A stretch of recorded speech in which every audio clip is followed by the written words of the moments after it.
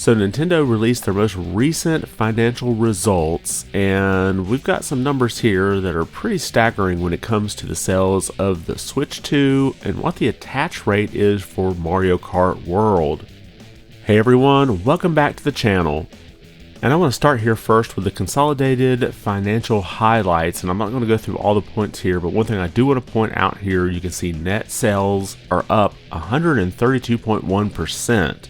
Now that sounds like a lot, but when you look at the operating profit, it's only up 4.4%, and that's because there's a lower profit margin on that Switch 2 than there was with the original Switch. And I do have to wonder how that Japanese exclusive lower priced version of the Switch 2 factors into some of this. I don't think we know for certain whether or not Nintendo loses money on that unit. There has been some speculation that they do lose money on that, but that's not typical for Nintendo. I imagine they might just have a very slim margin on that. Nowhere in here does Nintendo highlight that, but maybe somebody will ask that at the investors briefing. And then next we'll look at the consolidated sales, and one of the things I want to focus on here is that graph on the bottom right hand side. You can see at the bottom it says proportion of sales outside Japan is 79.5%. So majority of Nintendo sales come outside of Japan, with 40.5% of that coming from the Americas. And what's interesting of the groups here, Japan is the third biggest. You got the Americas at first, and then you have Europe at 23.5%, but then Japan trails behind at 20.5%. And I'm going to skip over some of the other numbers here. I want to go down to the consolidated financial forecast, and the main reason I want to look at this is just to say they have not changed their forecast for the fiscal year. So that forecast that they made back in March still seems to be on track. And as you can see here, they do forecast that they'll sell 15 million Switch 2 units, and they believe they'll sell 45 million units of software for the Switch 2. And then for the Switch on hardware, they're predicting 4.5 million units, which won't quite put the Switch above the PlayStation 2 as the best-selling console of all time. And then for software sales for the Switch, they say 105 million units, which I have some questions, and we'll get to that here in just a minute. Next, Nintendo points out some of their business highlights, and they have this first slide here, which we've already heard them say, which is their sell-through rate of the Nintendo Switch 2 is 3.5 million units in just the first 4 days.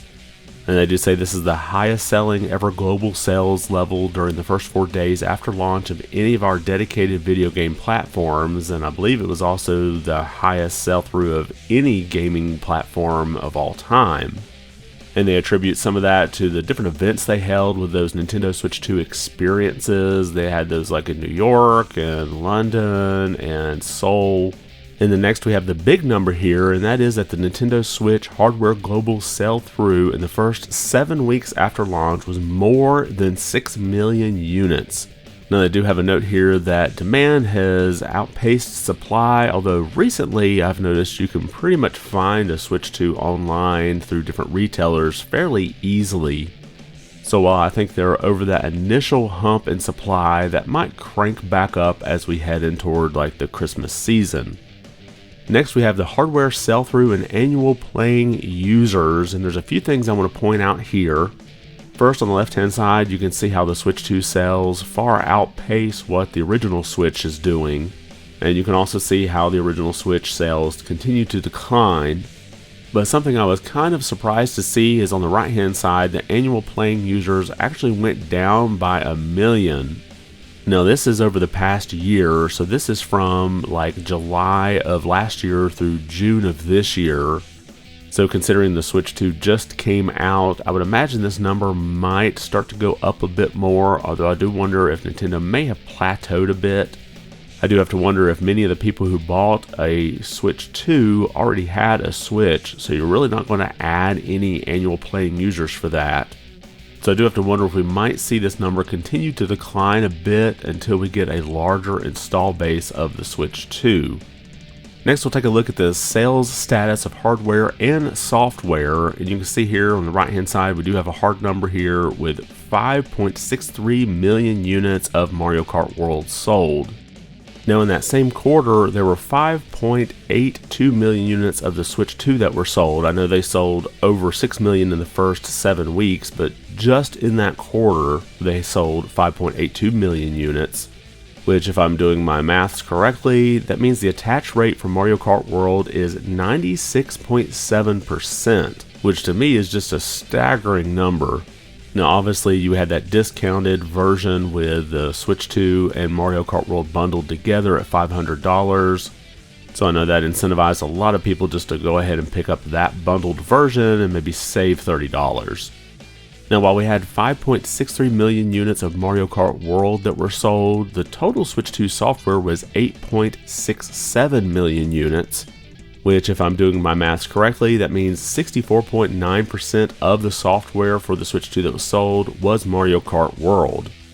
And then at the bottom of this chart here, I do want to point out that the Switch software sales was 24.4 million units, which is down 20.4%. So while this could put them on track to meet their sales expectation for Switch software, I do have to question whether or not they'll get there with the decline that's happening. However, as more Switch 2 units sell, we could see an increase in that original Switch software, especially if we have some kind of discount on various games coming into like the Christmas season. And then Nintendo's highlighting some of the upcoming things as well as some things that just happened. We have the various software here, including Mario Kart World, the Welcome Tour, and Donkey Kong Bonanza that are already out. And then we have no new release dates here, but we do have the Drive X Drive or Drive Cross Drive, however you're supposed to say that's coming out August 14th. We have Kirby Air Ride still coming 2025. We have Hyrule Warriors Age of Imprisonment still listed as this winter, which I'm thinking that's probably going to slip into 2026 now. And then Splatoon Raiders still to be determined, so I'm thinking that might be a late 2026 game. And then we have a look at the first party titles for the Nintendo Switch, and of course these will all be playable on the Switch 2 or they have a Switch 2 version. And we have Pokemon Friends, which was released on July 22nd. And then we also have upcoming Pokemon Legends ZA, Metroid Prime 4 Beyond, Rhythm Heaven Groove, Tamagotchi Life, Living the Dream, and Pokemon Champions. So definitely a heavy Pokemon lineup here. And then Nintendo points out the Switch 2 editions of games that we already have out, and this seems to be fairly successful for them. So users that already have these Switch titles can just purchase the upgrade pack and get a Switch 2 edition and not have to buy a completely new version of the game. And then next, Nintendo highlights their digital sales, and you can see this is all in yen, so this isn't units, this is actual money that's being made. And they point out their digital sales for the first quarter decreased by 13.5% year on year, and that accounted for a 59.6% of the total software sales for their dedicated video game platforms.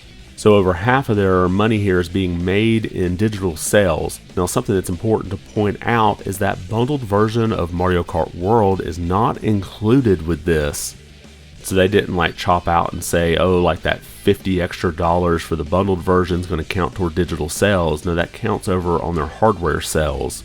So with Mario Kart World accounting for over 64% of their game sales for the Switch 2, although we don't know what the proportion of that is digital, their digital sales here are actually higher than what we're seeing on this graph here. And we're going to have the same type of situation in the upcoming quarter with that bundled version of Pokemon Legends ZA. Those sales there won't count towards their revenue in software sales. So definitely a lot of information here. It does seem like Nintendo does have a good start to the sales of the Switch 2. And I'll definitely be curious to see how this next quarter shapes up. We don't have the holiday season going on here, so I imagine we'll see a decline in Switch 2 sales. But then when we get into that holiday quarter, I imagine it might be a little harder to find a Switch 2, say, starting around mid-November. But let me know your thoughts in the comments below. Were you surprised to see the Switch 2 sales do so well? And what do you think the split between physical and digital sales for Mario Kart World actually is? Drop your comments below and let me know your thoughts. And if you liked the video, be sure to give it a thumbs up. And if you haven't subscribed yet, consider doing so. It really does help the channel out quite a bit. I want to thank you for watching and be good.